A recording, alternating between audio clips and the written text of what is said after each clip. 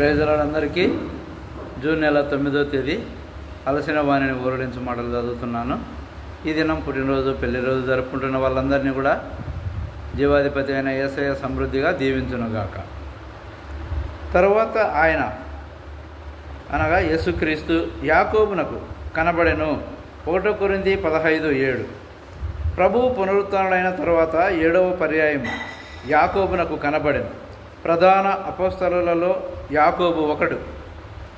మరియు అపోస్తలుల కార్యములలో మనము చదివినట్లు ఏదైనాను అనుమానం వచ్చిన యెడల ఇతరులు అతనిని అడిగేడివారు.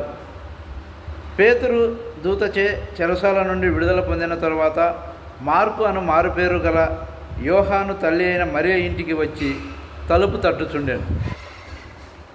తలుపు తెరిచిన తర్వాత విశ్వాసులు అతనిని చూచి ఆశ్చర్యపడిరి. అతడు ఊరకుండుడని వారికి చేసైగ చేసి ప్రభువు తన్ను చెరసాలలో నుండి ఎలాగూ తీసుకొని వచ్చినో వారికి వివరించి యాకోబుకును సహోదరులకును ఈ సంగతులు తెలియజేయడని చెప్పి బయలుదేరి వేరొక చోటికి వెళ్ళెను. అపోస్తలుల కార్యములు 12:17.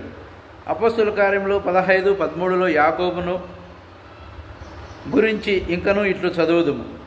వారు చాలించిన తరువాత యాకోబు ఇట్లనెను, సహోదరులారా, నా మాట ఆలకించుడు. దేవుని వాక్యములో పేర్కొనబడిన పై 2 సందర్భములను బట్టి ఏ విషయంలోనైనాను సలహా కావలసి వచ్చినప్పుడు, తుది నిర్ణయము చేయవలసి వచ్చినప్పుడు యాకోబును సంప్రదించేడివారు. భవిష్యత్తులో ఎదుర్కొనవలసిన ఈ గొప్పదైన ఆత్మీయ బాధ్యత కొరకు సిద్ధపరచుట కొరకే ప్రభు అతనికి ప్రత్యక్షమయ్యను.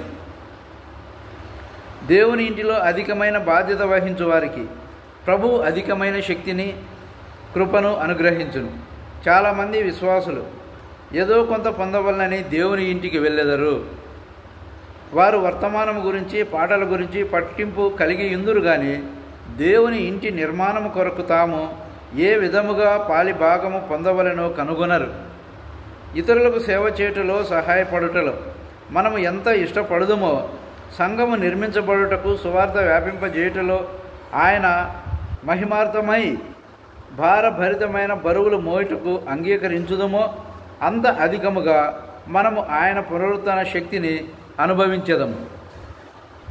అందువలనే పౌలు ఇట్లు చెప్పుచున్నాడు, ఆయనను ఆయన పునరుత్థాన బలమును ఎరుగు నిమిత్తము సమస్తమును నష్టముగా ఎంచుకొనుచున్నాను.